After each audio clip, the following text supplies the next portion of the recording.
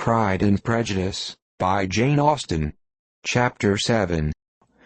Mr. Bennet's property consisted almost entirely in an estate of £2,000 a year, which, unfortunately for his daughters, was entailed, in default of heirs male, on a distant relation, and their mother's fortune, though ample for her situation in life, could but ill supply the deficiency of his. Her father had been an attorney in Meryton, and had left her £4,000. She had a sister married to a Mr. Phillips, who had been a clerk to their father and succeeded him in the business, and a brother settled in London in a respectable line of trade.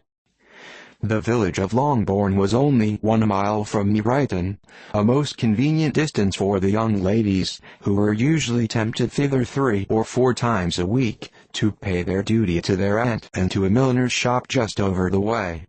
The 2 youngest of the family, Catherine and Lydia, were particularly frequent in these attentions.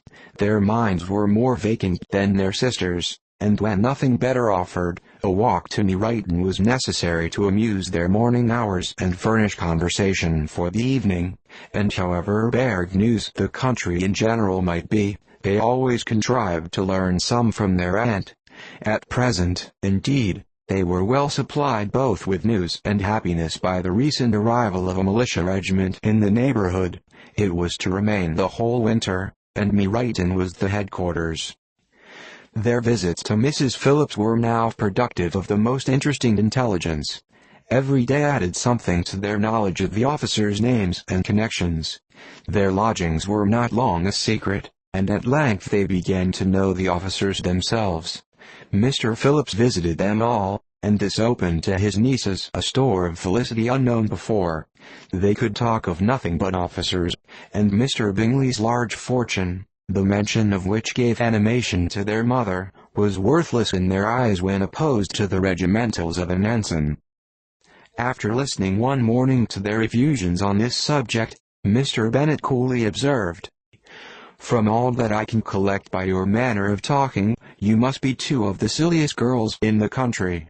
I have suspected it some time, but I am now convinced." Catherine was disconcerted, and made no answer, but Lydia, with perfect indifference, continued to express her admiration of Captain Carter, and her hope of seeing him in the course of the day, as he was going the next morning to London. "I am astonished, my dear," said Mrs. Bennet, "that you should be so ready to think your own children silly. If I wish to think slightingly of anybody's children, it should not be of my own, however. If my children are silly, I must hope to be always sensible of it. Yes, but as it happens, they are all of them very clever. This is the only point, I flatter myself, on which we do not agree. I had hoped that our sentiments coincided in every particular, but I must so far differ from you as to think our 2 youngest daughters uncommonly foolish. My dear Mr. Bennet, you must not expect such girls to have the sense of their father and mother. When they get to our age, I dare say they will not think about officers any more than we do. I remember the time when I liked a red coat myself very well, and, indeed, so I do still at my heart, and if a smart young colonel, with 5 or 6,000 a year, should want one of my girls, I shall not say nay to him, and I thought Colonel Forster looked very becoming the other night at Sir William's in his regimentals." "Mamma," cried Lydia, "my aunt says that Colonel Forster and Captain